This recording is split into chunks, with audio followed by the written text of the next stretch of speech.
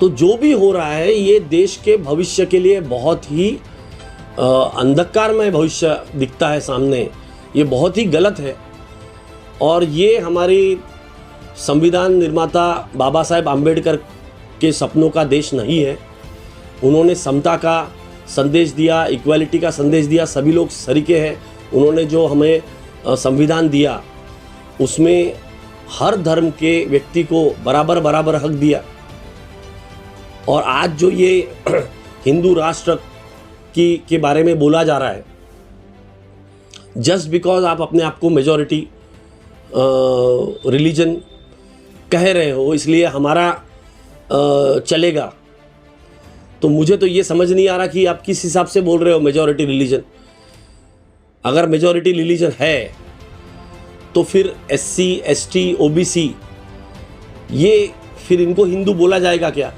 फिर अगर ये भी हिंदू है तो फिर इनके जो इतने सालों से जो वर्ण व्यवस्था के चलते मनुवादियों ने इनके ऊपर जो अत्याचार किया इतने सदियों से उससे उभरने के लिए जो इनको रिजर्वेशन दिया गया है, उसके विरोध में आप क्यों हो? उन्हें क्यों आप समाज में ऊपर लाने के लिए तैयार नहीं हो? और ये जो सब हो रहा है इसमें यही बच्चों का साथ लिया जाता है, बहुजन समाज के बच्चों का। तो हमें सोचना पड़ेगा, हमें अगर हमारे देश की तरक्की करनी है तो हमें देश में कम्युनल हार्मनी के सिवा इस देश की तरक्की नहीं हो सकती। आप देखिए जो जरूरी बातें थी वो जरूरी बातों को इग्नोर करके आज ये मुद्दे लाए जा रहे हैं। पहले हिजाब, फिर ये मीट की दुकान, फिर हिंदू धार्मिक स्थलों के आसपास मुसलमानों की दुकान नहीं रहेंगी, फिर अब ये बुलडोज़र का एक्शन।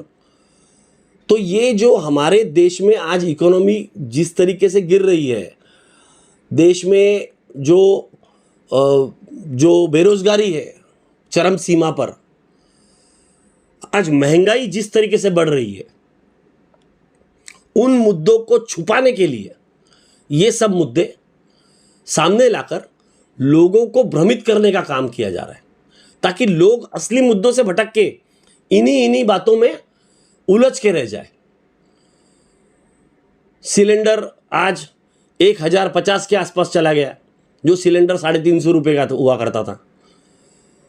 पेट्रोल जो है पिछले 1.5 साल में 80 रुपये से 120 रुपये चला गया, यानी 50%।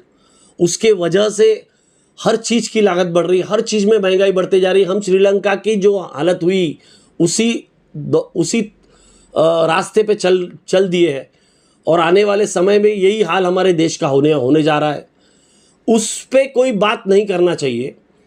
इसीलिए हमारे देश के ज़्यादातर लोगों को ये हिंदू मुसलमान में उलझा के रख दो, ताकि जो मेन मुद्दे हैं इस देश के तरक्की के लिए उस पे कोई बात नहीं करे, उस पे कोई सवाल नहीं उठाए। ये मंशा इस सरकार की, केंद्र सरकार की है, इसलिए ये इसमें कोई एक्शन नहीं लिया जा रहा है। इसलिए कोई उसमें एक शब्द प्रधानमंत्री बोलते नहीं है कि ये जितना ये घटनाक्रम हुआ है उसके ऊपर। ये हमको समझना पड़ेगा। हमारे देश को, युवाओं को नौकरियां चाहिए, उनको एक इकोनॉमिकली एस्टैब्लिश्ड अच्छा देश चाहिए जिसमें उनको अच्छा पेमेंट मिले। उल्टा हो रहा है, हमारे देश की PSUs बेची जा रही है, सरकारी नौकरियां खत्म की जा रही है, प्राइवेट नौकरियां, उनके जगह पर प्राइवेट नौकरियों को लाया जा रहा है, संवैधानिक संस्थाओं के ऊपर कब्जा किया जा रहा है। जिस तरीके से संवैधानिक संस्थाओं को एक तरीके से पूरा पंगु बना दिया जा रहा है।